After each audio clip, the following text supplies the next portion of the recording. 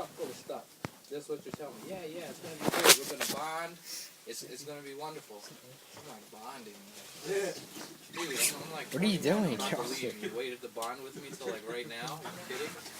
So, I helped this guy. We loaded truck. I mean, and the funny thing about this dude is he has a little, one-floor apartment, and we load up this truck, and half of this stuff is Godzilla stuff. Like, you name it. Godzilla figurines. I mean, I'm telling you, this big Godzilla figurines, Godzilla light switch covers, Godzilla plates and underwears, like, you name it, the dude had Godzilla stuff. So we load all this stuff up. He even had, now that I'm thinking about it, he had these slot machines straight from Japan, but he bought them because they had Godzilla on the front. That's how weird this dude was. Or is. Was, I guess, because he's not in Philadelphia anymore, whatever. So, I load all this stuff up. It takes us a couple days. It's a 22-footer truck, which is, for those who that's a big truck. You ever see those Penske trucks on the highway, those big yellow trucks? Yeah. We had one of those, except this was full all the way to the door. I don't know where he got all this stuff. On a one-floor apartment, we emptied it all into a 22-footer truck. So we got that, and we have a 2-axle car carrier carrying their Corolla or whatever they had. And on top of that, on the back seat of the Corolla, they had these stank, nasty, ferrets. You told us that. You didn't say that yesterday. Each time, there's a little added detail. That's why stank, nasty ferrets. Stank, nasty ferrets. And when I say nasty, we were cleaning their house out, and you walk into the girl's room, and that's all you smell is ferret feces.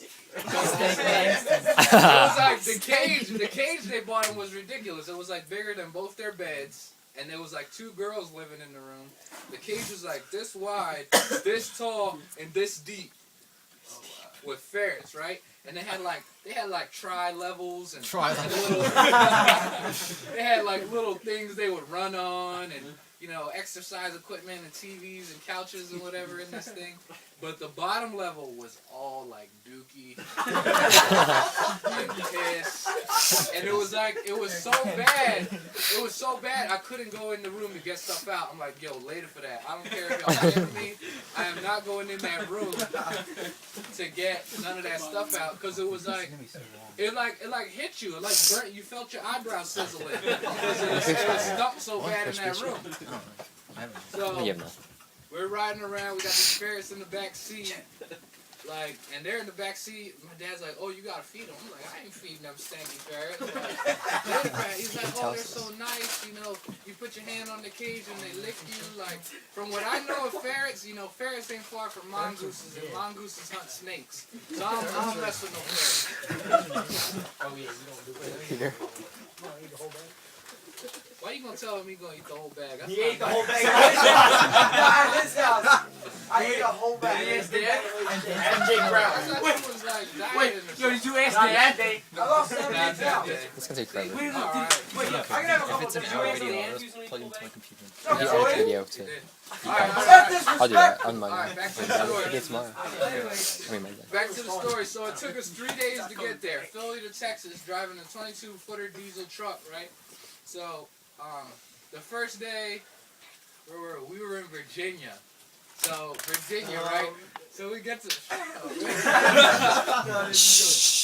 Virginia, and my dad's like, "Oh man, guess what? They got this cool restaurant outside called Cracker Barrel." I'm looking at him like, "Cracker Barrel? This one in the Chamonix?" Like, "Oh man, they don't got these up where we at." I'm like, "Cracker Barrel? It's not that hard to find. It's a Cracker Barrel." So I'm like, "Oh, all right, we'll go."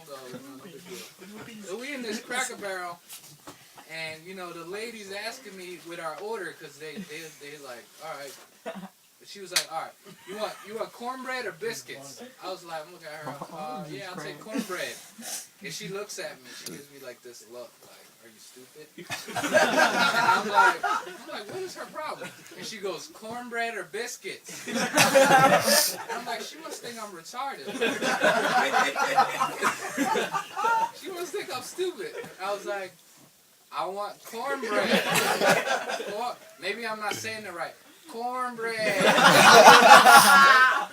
I'm like, you know what? Let me, whatever. She just went her way. She came back, she brought our food back, and she brought cornbread and biscuits. And I'm like, you know what? I am too, ethnic up here to make a scene in a Cracker Barrel. We were like the only non-white table to make a scene in a Cracker Barrel. Like a literal Cracker Barrel. Right? The whole room was just white people.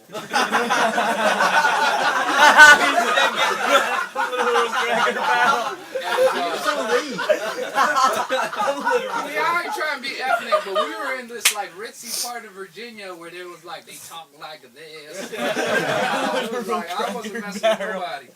So, call it. And I was still trying to look cool because I had my Navy sweatshirt on. It said Navy Annapolis, and we weren't that far from there. So I figured, all right, maybe I'll get a discount. Literal Cracker But people are looking at me like, oh man, Annapolis, how do you get it? He probably cleans the toilets or something.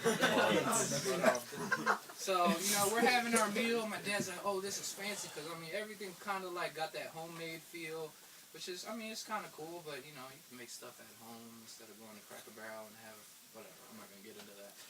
But so I'm like, all right, man, everything's kind of homemade. Everything's nice and homey. Let's try this cornbread. I bit into this cornbread. And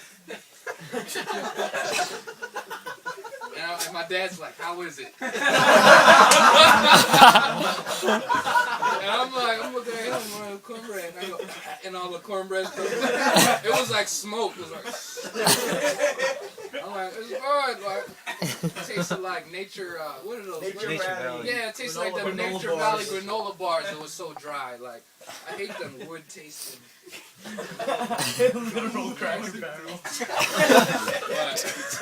Still laughing. He's like little Cracker Barrel. Well, anyway, so I'm like, oh man, so I'm like, all right, I guess, this is why she asked me so many times and was looking at me all funny when I didn't say I wanted biscuits. So I'm like, all right, I learned my lesson, So that was the end of that day. We get up the next day, we're on the road again. What you gonna call it? About towel over. You're gonna ruin this whole thing for me. So we're on the road again, and the past 2 days, first of all, we're driving out of Philadelphia. It was like fun for the first half hour. Because you're driving. Oh man, how long is it gonna take us to get there? We're going to Texas, right?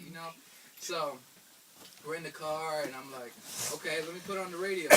Oh, son, that's distracted me. I gotta drive. So I'm like, all right, I turn it down. Oh, son, that's still bothering me. All right. I turn it off.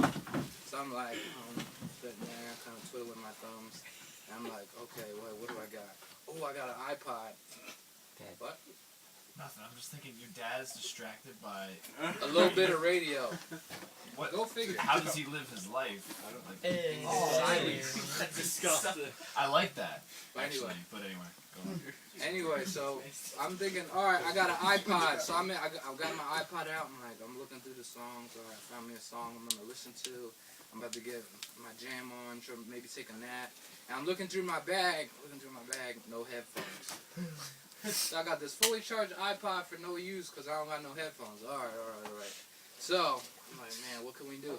So I'm like, all right, we're gonna be on the road for a while. Hey, what do you want to talk about, son? I'm trying to drive here, man. Like, and I'm thinking. Wait, you didn't tell him how he got you to go. Huh? How did he get me to go? Like you said that he tricked you into David, Yeah, well, tell it later. That's too you late. gotta let it run smooth. You try to convince him. Interrupt me. He just wrecked the whole thing. who's telling the story? Go back know, to but- driving. That didn't make So sense. he's like, so I'm thinking like, all right, you got me on this trip, you want to bond, but we're gonna sit in silence in the car. So we're both sitting there in silence, hundreds of miles. He's like, son, instead of sitting there, you can help me navigate. So I'm thinking like, all right, you got a GPS. What am I gonna do? Like, it ain't like I'm gonna read you a map and highlight little routes we could take. So I'm like, all right. You turn in 200 miles. You turn in 199 and a half miles. And he's looking at me like, you must have jokes or something. You think this is some kind of game. Like, I'm concentrating, I'm moving a dangerous vehicle. We could kill people. Yeah,